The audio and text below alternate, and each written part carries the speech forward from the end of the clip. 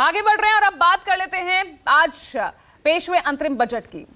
वित्त मंत्री निर्मला सीतारमण ने गुरुवार को वित्त वर्ष 2024-25 के लिए अंतरिम बजट पेश किया। अपने बजट भाषण में वित्त मंत्री निर्मला सीतारमण करीब 1 घंटे तक बोली। बजट से लोगों को काफी उम्मीदें थी। आइए आपको सुनाते हैं कि आखिर बजट से क्या क्या मिला।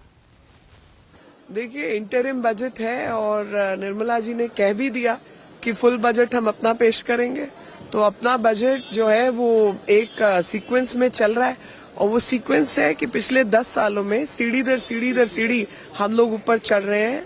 चाहे वो युवा हो, चाहे वल्नरेबल सेक्शंस हो समाज के, चाहे महिलाएं हो, चाहे किसान हो, हर एक के लिए हमने लगातार काम किया है और वो इस बजट में रिफ्लेक्ट हो रहा है। यूथ के एस्पिरेशंस को एड्रेस किया है। महिलाओं को अभी तक इतने लाभ मिले हैं और सबसे प्रसन्नता का विषय है कि 1 करोड़ लखपति दीदी तो ऑलरेडी आ चुकी हैं और अगला टारगेट 2 करोड़ ऐड करने का, यानी टोटल 3 करोड़ लखपति दीदी लाने का है। भाई क्या बजट है यार, इतना पतला सा बजट मिला है। ये तो वोट ऑन अकाउंट है, इंतरिम बजट का वोट ऑन अकाउंट है, तो इसमें बहुत चीजें तो हो भी नहीं सकती, तो कोई ऐसा कुछ नहीं। और फिर इसकी आधी से ज्यादा बातें तो कल राष्ट्रपति जी से बुलवा देंगे। सब उपलब्धियों का बखाने, हमने ये किया, हमने ये किया, हमने वो किया, हमने वो किया, हमने ये किया, हमने ये किया, यही है सब। इसमें कुछ ऐसी चीज़ तो है नहीं। बाकी ठीक है, एक सीमाएं होती हैं, इससे ज़्यादा कुछ में इंतरिम बजट में आप कुछ कर भी नहीं सकते हैं। तो मुझे लगता है कि कोई ऐसा बड़ी घोषणा जिससे एक बूस्ट मिले इंडियन इकॉनमी को, ऐसा कुछ नहीं। एक और भी बृहत राम, महान राम, उस बजट की तैयारी जो जुलाई में होगी, वहाँ तक आज जो खुशियाँ हैं, देखिए अभी तो हम इसका स्टडी करेंगे, लेकिन 3-4 चीज़ें मैं जरूर स्पष्ट करना चाहता हूँ जो आज के बजट में बड़ी खास है। पहला तो कि 10 वर्ष में जो 4 करोड़ से ज़्यादा लोगों को अपना छत मिला, अब हम अगले 5 साल में 2 करोड़ और बेघर को घर दिया जाएगा। इसको मैं बहुत बड़ा मानता हूँ।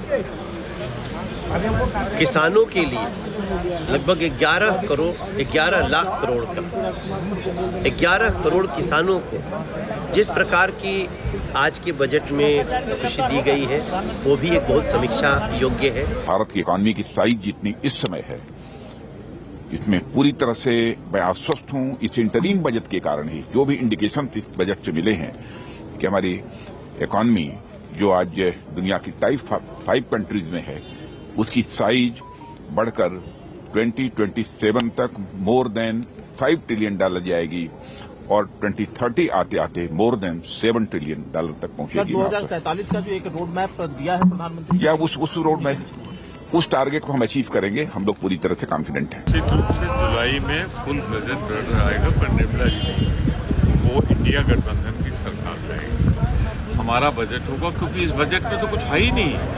जब रुक गई तो मैंने समझा शायद थोड़ी देर बाद कुछ घोषणाएं करेंगे। क्या आयकर की लिमिट में छूट मिली, क्या महंगाई या बेरोजगारी से कोई रास्ता दिखाई पड़ा। जिस तरीके से हम सोचते थे कि स्वामीनाथन की रिपोर्ट के लिए कुछ घोषणाएं, कुछ तो नहीं। इससे ज़्यादा नीरस, इससे ज़्यादा बेकार का बजट मेरे ख्याल से मेरे जीवन में मैंने तो नहीं। कहने में और करने में जमीन आसमान का अंतर है और यही हम 10 साल से देखते आ रहे हैं। 2014 में जो लंबे चौड़े वादे किए थे अपने कैंपेन में, वो आज तक नहीं हुआ। ज्ञान का एक नया डेफिनेशन मिला, पर ज्ञान में गरीबों के लिए क्या इस बजट में आया, युवाओं के लिए क्या आया, नारी शक्ति के लिए क्या आया? कुछ भी नहीं आया है। सिर्फ उनको ठेंगा दिखा दिया गया। मैं कहती हूँ, ठंडे मौसम में ठंडा पानी आम जनता की उम्मीदों पे डालने का काम इस बजट। प्रभावी ऐतिहासिक बजट है, इंटरिम बजट है, लेकिन इसमें भविष्य की उपलब्धियों का जिक्र है, अतीत की और भविष्य का एक मजबूत रास्ता है कि जुलाई में हम फिर पूरा बजट देंगे तो हमारी विजय निश्चित है। लेकिन इसमें जो तीर्थ यात्रा के पूरे प्रावधान किए गए हैं और जो सोशल जस्टिस बहाना नहीं है, डिलीवरी गवर्नेंस भी सोशल जस्टिस का अंग है। तो गरीबों को जो राहत दी गई है, उनको सब आवास हो या गैस हो व्यवस्था की गई है, और कितनी बड़ी संख्या में टैक्स पेयर्स की संख्या बढ़ी है। उनको विश्वास है कि नरेंद्र मोदी की सरकार ईमानदारी से हमारे पैसे का उपयोग करती है। इस बजट में गरीब और मध्यम वर्ग को सिर्फ जुमले और शब्दों का अच्छा प्रोनाउंसिएशन, शब्दों का अच्छा आचरण मिलेगा। और जो भी अगर कुछ है सब्सटेंटिव, अगर कुछ ठोस है इस बजट में, तो सारे सबसे बड़े जो उद्योगपति जो मोदी जी के करीब हैं, जो नए उद्योग में निवेश करना चाहते हैं, उनके लिए इस बजट में कुछ मिलेगा और वही इस बजट में हमने देखा। अर्थ मंत्री निर्मला सीतारमण जी ने जो अंतरिम बजट पेश किया है, विकसित भारत की संकल्पना विशद करने वाला इस प्रकार का ये बजट है। इस बजट में विशेष रूप से गरीबों, मध्यम वर्गीयों के लिए कई योजनाएं उन्होंने रखी है, जिसमें 1 करोड़ सोलर रूफटॉप, जिसके माध्यम से 300 यूनिट तक की बिजली ये हमारे नागरिकों को मुफ्त मिलने वाली है। जो लोग झोपड़पट्टी में रहते हैं या चौल में रहते हैं, ऐसे लोगों को उनका घर खरीदने का या नया घर लेने का सपना पूरा हो, इसके लिए भी योजना लाई जा रही है। मुझे इस बात की प्रसन्नता है कि लगातार यशस्वी प्रधानमंत्री श्रीमान नरेंद्र मोदी जी के नेतृत्व में देश को आगे बढ़ाने का प्रयास विभिन्न विभाग कर रहे हैं। और खास करके जो बजट आज का लेखानुदान के नाते से आया, पूर्ण बजट तो जुलाई में आएगा, लेकिन हम सब जानते हैं कि उनके सर्वहितैषी, सर्वस्पर्शी कामों के आधार पर सभी विभागों पर्याप्त ध्यान देते हुए खास करके गरीब, महिला, युवा, किसान पर केंद्रित प्रधानमंत्री ने इस बजट को जो ध्यान केंद्रित किया, जिसके कारण से लगभग 25 करोड़ हमारी आबादी गरीब रेखा से बाहर आई है। ये बहुत बड़ा एक तरह से उपलब्धि है। और उसी प्रकार से ये जो देश की दुनिया की चौथी अर्थव्यवस्था के रूप में भारत परिवर्तित हुआ है। और आने वाले समय में ये जो नया टेन्योर आएगा, इसमें तीसरी अर्थव्यवस्था का जो उनका संकल्प है, उसका पूरा बेस दिखाई दे रहा है। ये अमृतकाल में भारत को 2047 तक दुनिया का नंबर 1 देश बनाने की दिशा में जो काम किए जा रहे हैं, उसके परिणाम है। और चुनावी बजट नहीं, मैं तो कहती हूँ एक तरीके से थोड़ी मुझे इसमें एरोगेंस नजर आ रही थी कि हम जुलाई में हम बजट पेश, या तो आपकी कोई प्लानिंग है जो देशवासियों को नहीं पता, क्योंकि हर एक इलेक्शन में जो भी यहाँ पहुंचता है, पहली चीज आपको ये पता है, you can not take any election for granted, क्योंकि इलेक्शन के रिजल्ट लोग क्या समझते हैं वो लोग ही जानते हैं। और आज की डेट में आप पहले से ही इतनी एरोगेंटली आप अनाउंस कर रहे हैं कि सही बजट हम जुलाई में करेंगे, तो पता नहीं आपने क्या प्लानिंग करी है और ये आपके पास ये ओवर कॉन्फिडेंस क्यों है, ये आप ही जानते हैं। लेकिन मैं ये जरूर समझती हूँ कि आज समा था कि 10 साल में जो 2014 में आपने बोला था, आप वही चीजें निकाल के लोगों को बताएं और उसका वेरवा दें, ना कि आगे के और सपने दिखाएं। असली बजट तो जुलाई में आएगा, इंट्री बजट में कोई ऐसी बात नहीं। क्या क्या बेनिफिशियल चीजें थी अगर आपको लगा हो या जो बताना चाहिए? मुझे कुछ बताना नहीं है, ये तो वही पुराना बजट चल रहा है, जो काम है वो करनी है और ठीक है, चल रहा है। रोजगार के अवसर बढ़ेंगे और बहुत सारे हम उम्मीद करते हैं कि लोगों को फायदा हो। हमारी तो यही है कि वतन आगे बढ़े, तरक्की करे। अंतरिम बजट बहुत ही शानदार और विकास को गति देने वाला और विकसित भारत की मजबूत प्लेटफॉर्मिंग को और ढंग से योजनाबद्ध तरीके से अंतरिम बजट में उसके लिए बहुत मजबूत स्तंभ तैयार किए गए। विकसित भारत का नक्शा साफ करने वाला बजट ये इंटरिम बजट था, लेकिन 10 साल जिस राह पर चले और आगे जो 25 साल राह पर चलना है, उसका बहुत अच्छा दर्शन इसमें है। मेरे हिसाब से इस साल भी बहुत ही ज्यादा निराशापूर्वक ये बजट रहा है।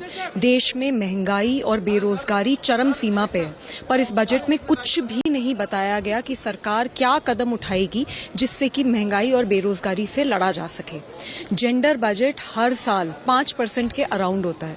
हम महिलाएं देश में 50% हैं, फिर भी जेंडर बजट सिर्फ 5% के अराउंड होता है। आज महिलाएं वर्क फोर्स में सिर्फ 23% हैं। सिर्फ सिर्फ 10% स्टार्टअप्स महिलाएं ओन कर रही हैं, सिर्फ 20% MSMEs महिलाएं ओन करती हैं। तो बजट में क्यों नहीं इस बारे में बात करी गई कि किस तरीके से महिलाओं को वर्क फोर्स में ज्यादा पार्टिसिपेशन करने का मौका दिया जाएगा।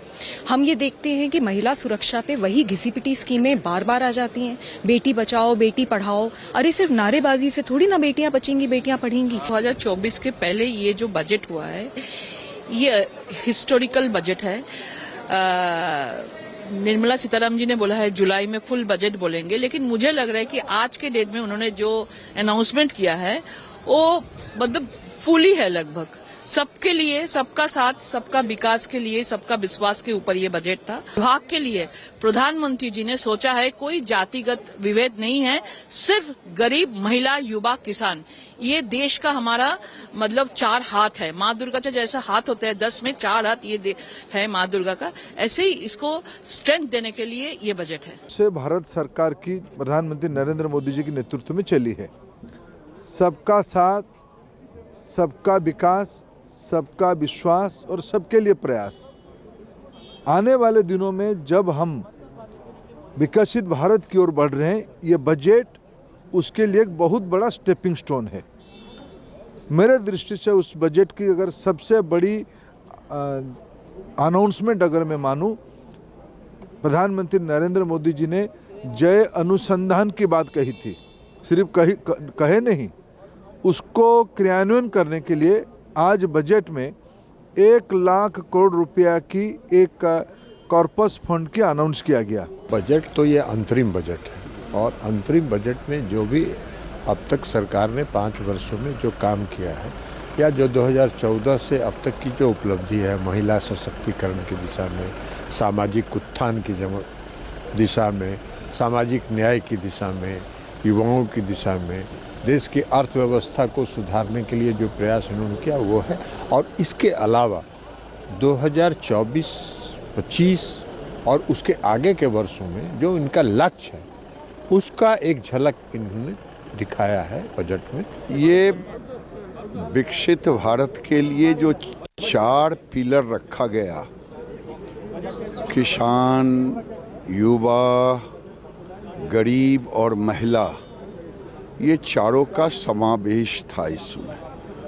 अब प्रधानमंत्री आवास में 3 करोड़, 2 करोड़ घर और स्वीकृत करना,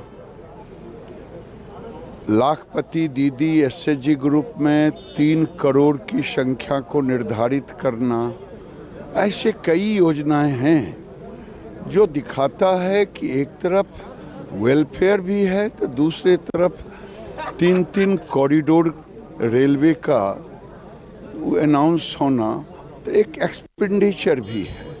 तो ये समावेशी विकास का इससे बड़ा और कुछ उदाहरण नहीं हो सकता।